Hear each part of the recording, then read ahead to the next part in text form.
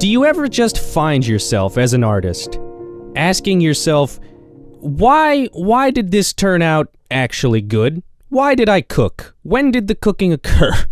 And it's a funny thing to be asking yourself these things, especially when you're me, because one of my main artistic goals with everything that I do is always to become more deliberate, more mindful, intentional. But sometimes things just come together unexpectedly, which is why I still try to curate an artistic process that, leaves room for some improvisation. Because sometimes magic happens. So we're talking about this build. This is part of a much larger build that's very unfinished. So bear with that, I suppose. Anyhow, so what is this build? It's a few things. We got a path. We got some vegetation things we're going to talk about. Got a tree. I guess that's also vegetation, to be fair.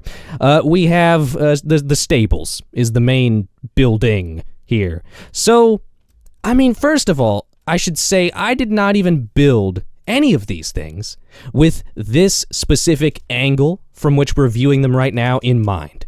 I was not thinking about this sightline, this framing. It all came together so nicely. We got the little tree framing the path on the left and the stables on the right.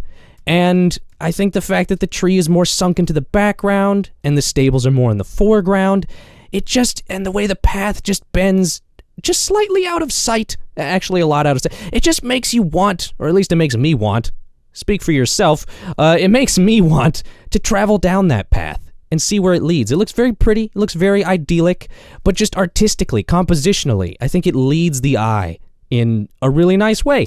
So I should talk about the stables a little bit unto themselves. This is a very simple building. This is standard for me. This is kind of my style these days, which is very simple, sort of old-fashioned, realistic shapes, just with all the detail and all the depth coming from, of course, the texturing and the shading. So we have all sorts of different sort of blocks being used on these relatively simple flat walls. And of course, the building is on an angle.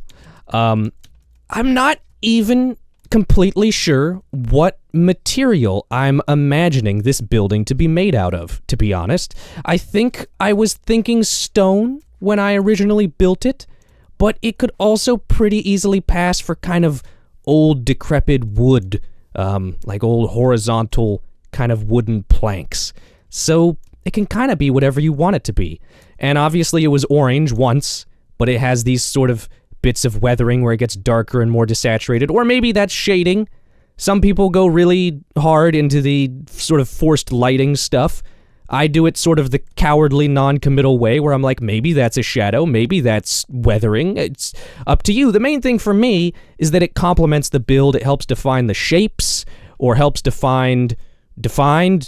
Anyway, this side of the building, this is, as you can see, this side is almost entirely just brown. And this side is almost entirely orange. There's a bunch of other stuff.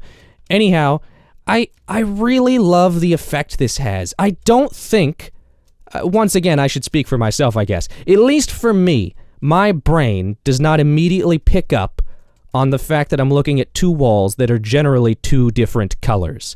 And it also doesn't necessarily immediately speak shadow and light to me either.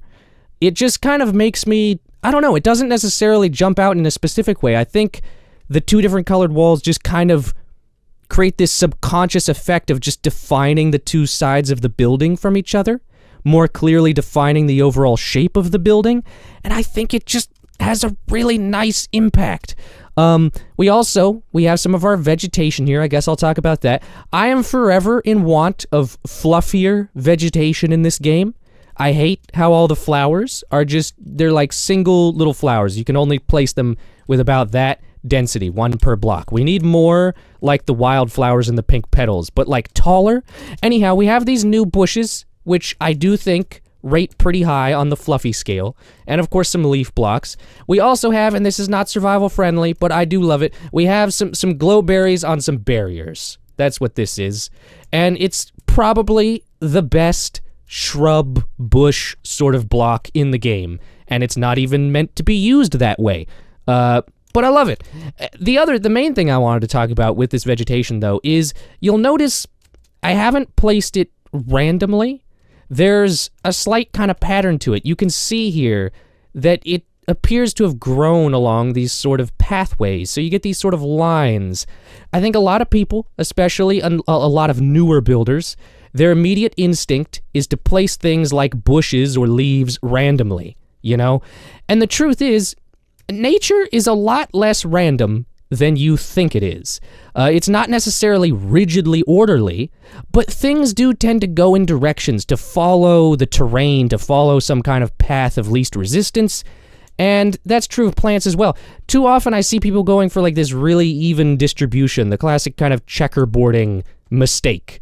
And so it's not a hugely complex thing, but it's so important to place these types that you can see here again, they're growing along sort of lines. They're growing along sort of distinct directions here as well, and kind of along the edge of the path down here. Wherever you go, you'll find that I was thinking about shapes, and I was thinking about the path along which these plants might actually grow. Very simple thing, but I think it's very important.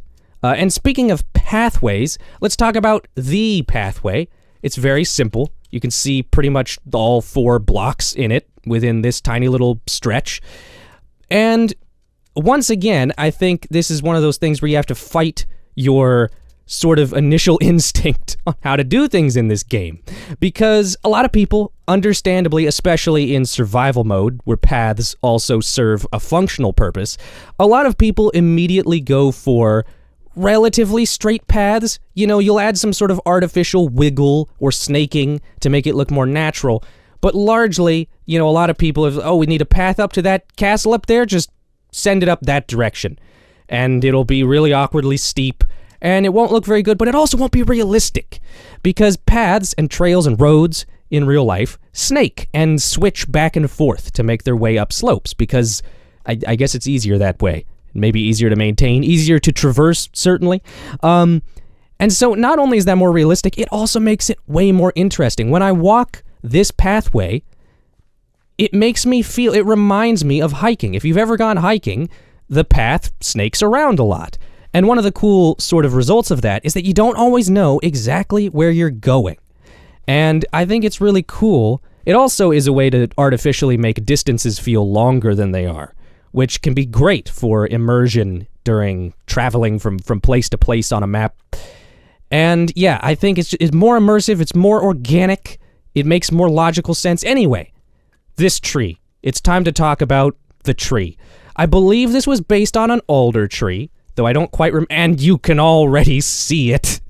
So, once again, this was not intentional. I did not build this tree or that church steeple in the background with this in mind, with this angle in mind. But look how beautifully that works out. It's the perfect height to just peek through there at the perfect sort of angle, so that right when you're square looking at this tree, you get that beautiful church steeple just framed like that. So cool. And this brings me to a topic I kind of struggle to describe. But it's this thing where, because on the one hand, you could say this happened by accident, but I don't know if that's the right way to describe it. Because while it wasn't exactly intentional, I don't know that it was entirely accidental either. What it is to me is it's the result of getting better at being an artist over time and learning to make good decisions. Sure, I did not make any decisions to specifically facilitate this, but what I did do was very intentionally place this church so that it would be sort of centered as you're coming up this street, so you would see it here. Spoilers for the rest of this build.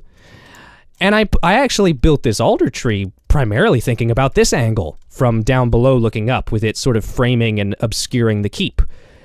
And I feel like it's one of those things where it's not completely accidental. If you get good enough, and I'm not... It's hard to say this without sounding egotistical. If you get as good as me at whatever art you're doing, it can apply to anything.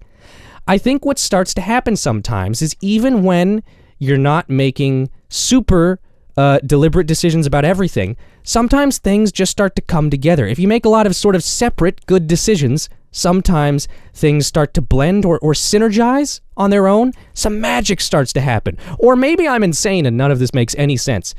We got some little leaf litter and some mushrooms and things. I could have put like a bench here but I kind of liked the idea of just leaving this area, fully reclaimed by nature, or just claimed by nature. And I think that was the right choice. This tree also, I'm not like a super advanced tree builder, so there's not much to see or show. A little bit of B-dubs glass pane on walls going on. You can see also my custom glass, which is definitely not Conquest glass that I stole. Little bit of shading on the leaves, but not much. But it's enough. It's enough. It does the job. And I'm also one for trees that don't fully steal the show. Anyhow, I think I've talked enough. I think I've shown off everything I wanted to. And I don't have necessarily a clear takeaway for this whole video. I think I just wanted to show off a few different things and show off this whole little area and just kind of talk about this is just one of those times as an artist where, again, as the title of the video states, I'm asking myself, like, what worked here? So I'm kind of going back and almost analyzing my own work to figure out, why it was not bad this time, why it doesn't suck, and how maybe I can do it again in the future. And I think that can be a really good exercise. And the other thing to mention, of course, the title of the video being, why do I love this build so much? Again, kind of like we asked at the beginning of the video, what is this build? Well, it's not really a build. You've got a building, a pathway, it's a whole little area. And I think if there's any message I want to leave you all with, any sort of parting note, it's that maybe not never, but seldomly, is a single beautiful building going to end up a beautiful composition without a beautiful setting. And I think that's it.